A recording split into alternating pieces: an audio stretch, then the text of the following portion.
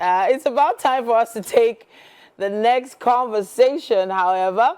Now, on nutrition today, we're going to do what we can to link our gut with our brain. Gut health and how it affects our mental health is our conversation today. Now, we have Ifeoluwa Oyebowale.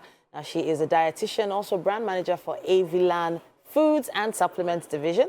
Now, it's a company that produces 100% herbal teas, healthy food supplements, spices, and seasonings. And as a strategy for well-being, we need to understand how our stomachs affect our brains. Welcome back to the show. Thank you so much for that.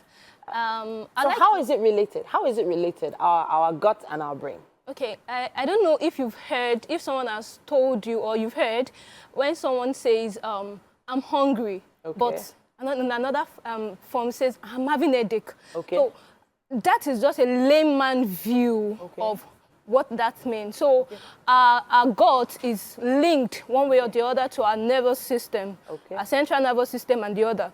Okay. And that's when there's no food, or when the gut health is not healthy as it should, right? There is a way it affects, it spanks the nervous system.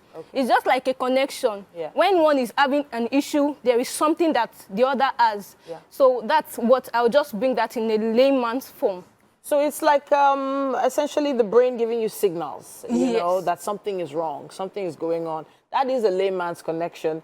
I know that whenever I get really hungry, man, I do get headaches. I do what I can to make sure that I'm not hungry.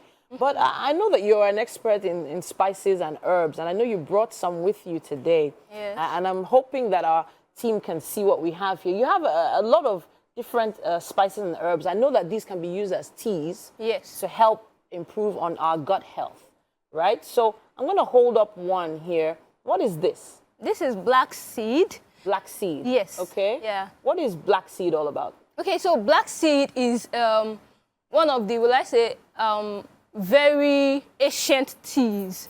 Right? That helps in, number one, it's a tea. Many people look at it as a tea that is like, it works different, like it does different health function. It has different health function. It has antioxidants, it has anti-inflammatory properties, and now relating it to the brain, to the mental health. What it does is that it helps in memory function. It helps in building up, and since I mentioned it as antioxidant, it helps you to.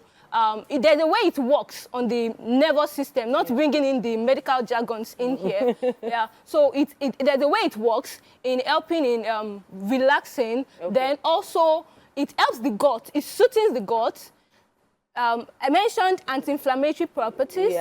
So anti-inflammatory properties helps to ease the nervous system. It helps to you can bring it. You can take it closer to yourself a little and hold it up. So, just hold it steady so that they can see what it looks like. It's the way it's fine, really, because for me it looks very fine. So but if you add this to a tea, I'm probably mixing it with other ingredients. I have some other things here. I believe this is moringa. Is this moringa powder? Yes, that's so this is the actual moringa seed. Oh, let me hold it down there. That's the moringa seed, and then that's the powder after it's been blended. So am I mixing moringa and black seed in a tea, or are you taking them one by one? Because of the nature of our community, that when you say that, take this, take that, people tend to abuse it.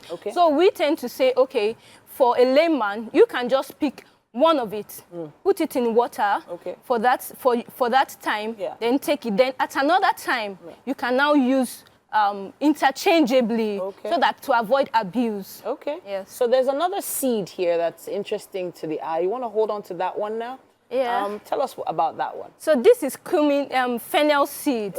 Right? So the good thing about fennel seeds is that it's the antioxidant properties is so good that it also helps in brain function. It helps in improving the gut health. Naturally, herbs and spices, they help to ease the gut health, especially when they are not abused, when they are not taken in quantities beyond what it should be taken as. So now this is quite a lot of seed you brought here. If I was to add this to a bit of tea or to a smoothie now, how much of this would I be adding? Just a pinch or like a teaspoon? As much as possible. I advise that people don't use this for without going through eating these fennel seeds, right? So it's supposed to be cooked? Yes, as much as possible. Or you boil it. You boil it? Yes. You have to actually boil it? Yes, so just a teaspoon would be a good... So now there's another seed here.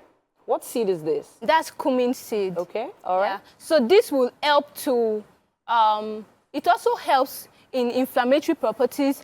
It also anti-inflammatory properties, and it's also good. It brings there are some aromas it gives when you eat. So that it helps you in relaxing. So it calms you down. Yes. All right. So I've heard about these aromatic spices that help calm your nerves.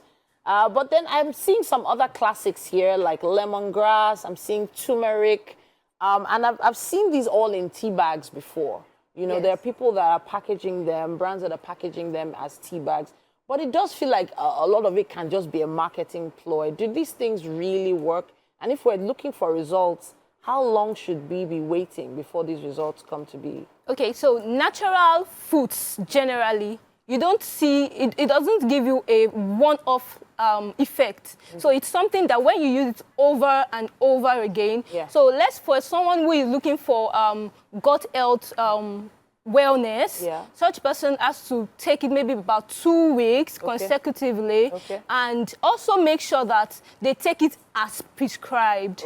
Yeah, because that's also a clause. Many people tend to abuse. Then they see the aftermath effect that is not so palatable. Now, I have to say, I have quite a few of these herbs and spices in my garden, and I've not really considered using them for tea yet.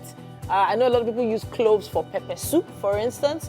They never thought about it as a healthy tea option, but I have to thank you so much, Ifeoluwa, for coming to talk to us about these. Now, if you want more information about this, of course, you need to seek the help of a dietitian to give you the exact amount you need for your teas. And yeah, good luck to you when it comes to your gut and brain health. All right, let's take a quick break now. We will be back after this.